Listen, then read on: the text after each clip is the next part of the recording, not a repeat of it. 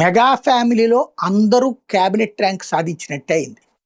చిరంజీవి గారు గతంలో ప్రజారాజ్యం పెట్టి ప్రజారాజ్యాన్ని నడిపినప్పుడు ఆయన ఒక సభాపక్ష నేతగా ఉన్నారు. అంటే వాళ్ళ పార్టీ ఫ్లోర్ లీడర్‌గా. తద్వారానే ఒక క్యాబినెట్ ర్యాంక్ సెక్యూరిటీ. ఆ తర్వాత కేంద్ర మంత్రిగా అయ్యారు. ఇది కాంగ్రెస్‌లో పార్టీని విలీనం చేశాక. కేంద్ర సహాయ మంత్రి అన్నది డిజిగ్నేషన్ అంటే రాష్ట్ర స్థాయిలో క్యాబినెట్ ర్యాంక్ అవుతుందది. క్యాబినెట్ మంత్రి హోదా కిందకొస్తుంది. తద్వారా ఆయనకి ఆనాడే ఆ క్యాబినెట్ ర్యాంక్ వచ్చింది.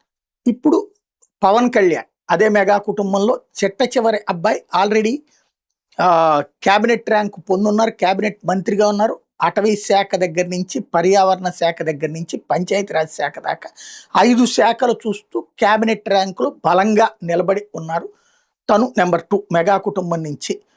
అదే సందర్భంలో మూడోది ఇప్పుడు ఏదైతే గ్రీన్ సొసైటీ ఏర్పాటు చేసి దానికి చైర్మన్‌గా నాగబాబు, వీళ్ళల్లో చిరంజీవి గారు పెద్దవాడైతే చిట్ట చివరి వాడు పవన్ కళ్యాణ్ అయితే మధ్యలో ఉన్నటువంటి అబ్బాయి నాగబాబు. ఆయనకి ఇప్పుడు క్యాబినెట్ ర్యాంక్ ఇచ్చారు. తద్వారా ఆయనకు కూడా ఆ క్యాబినెట్ ర్యాంక్ ఉండే సెక్యూరిటీ ఇవన్నీ కూడా ఏర్పాటు చేస్తారు. మెగా కుటుంబంలో అన్న తమ్ములు ముగ్గురు కూడా, వెంకట్రావు గారి కొడుకులు ముగ్గురు కూడా ఇప్పుడు క్యాబినెట్ ర్యాంక్ పొందిన వాళ్ళు, పొందుతున్న వాళ్ళు. ఫైనల్‌గా వాళ్ళ లైఫ్‌లో అదొక అచీవ్‌మెంట్.